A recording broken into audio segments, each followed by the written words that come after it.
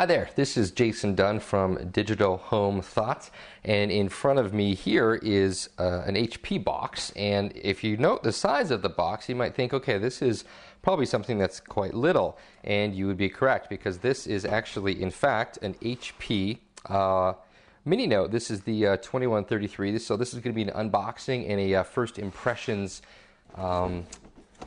review of this unit. We're going to just crack it open here and take a look. Up first here we just have a regular sized box that has some accessories in it. We're going to take a look at the unit itself first, and this is the first time I've actually seen this thing up close, and boy is it ever little. If you're not familiar with this particular product, this is HP's answer to the Asus EEE PC, but HP did a much better job than Asus. I mean, I haven't even opened it yet, but I can tell that from a build quality standpoint, this thing looks awesome. So I'm just going to set that aside for just a brief second here. We'll move the box out of the way. I actually hit the camera. Chaos on the set. All right. Now inside this box here we have just a couple of basic accessories. The first thing we have here is the AC recharging unit. It's not too big, but I keep hoping that when HP comes up with something like this that's so incredibly tiny, I keep hoping we'll see some engineering advances in the size of these units, because if you look at the size of this plus the charging cable, you put them together, you end up with something, again, so this is the whole charging thing and this is the whole unit. You end up with something that is, I think, just way too big. So I don't know whether they can incorporate some sort of a retracting cable or just some way to make this all smaller. That's what I would love to see. Now, speaking of small, this is the battery for the HP Mini Note. Let me just get it out of the package here. This is a really tiny battery. So this is actually the 3-cell battery. HP has a 6-cell battery. The 3-cell battery, which is what I'm holding here, is 28 watt-hours worth of power. The 6-cell battery is 55 watt-hours. So I'm going to go ahead and I'm going to put this battery in. It's actually kind of interesting, again, just seeing how small this battery is relative to the size of the whole unit. But obviously HP wanted to make something that had a battery that was flush with the back. So I'm going to actually, we'll see if there's anything else in here worth mentioning. I kind of don't really think there is. Yeah, just tech support and a getting started guide. So there's not even a thick manual or anything. So that's all right. Move this out of the way, and I'm just going to get repositioned, and then we will go through some of the specifications for this laptop. All right, so now that I am sitting down, I'm in a more comfortable position to walk you through some of the features of the HP Mini Note. We'll sort of start on the front of the unit here. Over on this side, we have a simple power toggle button. We have a hard drive light indicator. Over on this side here, we have the Wi-Fi toggle. It's just a simple switch.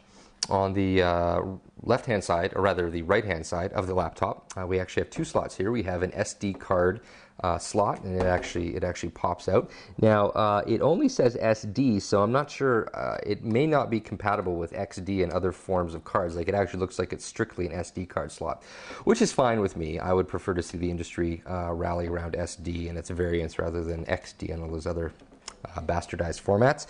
This is an express card slot. It's really cool to see a full express card 54 size slot here, because this means that I can use this with my compact flash card adapter and other express card products rather than being restricted to the smaller version of express card.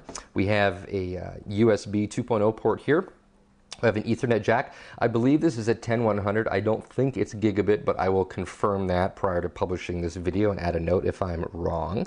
We have a power port here for recharging the unit. There's a little LED light here, which I suspect just simply comes on. It has a lightning bolt. I think it probably comes on when the unit's being powered up. We have a Kensington lock here. On the back, we don't really have anything special other than the battery. On the other side here, we have a VGA port. Now, normally I might complain about, this being DVI, but this is such a small notebook. I think, having VGA is totally fine. On bigger notebooks, I definitely prefer to see, DVI or HDMI, but on such a small notebook, not bad at all. We have an air port here for venting hot air.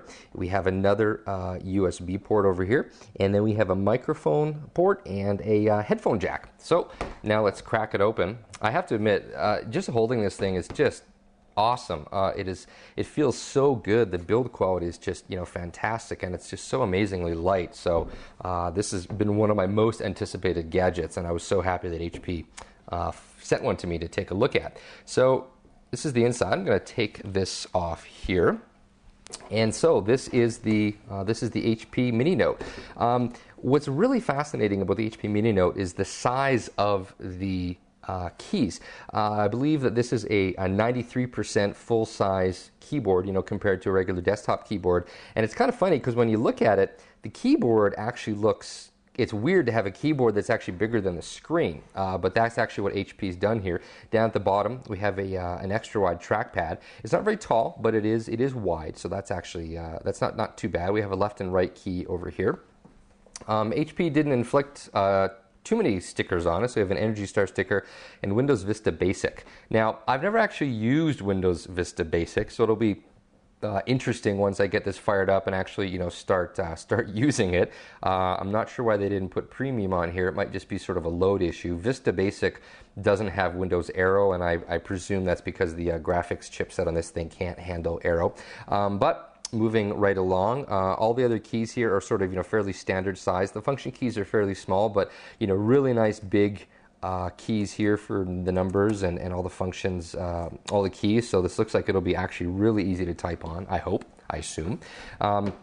This is the screen here. It is an 8.9-inch screen, and the resolution is 1280 by 768. So an 8.9-inch screen at that resolution is actually quite nice. I'm sure it's going to look very nice and crisp. And then on the sides here we have the speakers. I'm going to move this back just a little bit so you can kind of take a look at it. Now, this particular unit that HP sent me has a 1.2 gigahertz VIA processor, 1 gig of RAM. It's upgradable to 2 gigabytes. This model I was sent has 120 gigabyte hard drive, 5400 RPM, 802.11 ABG, the 3-cell battery which I mentioned, and then of course Windows Vista Basic. So this particular configuration would retail for $599.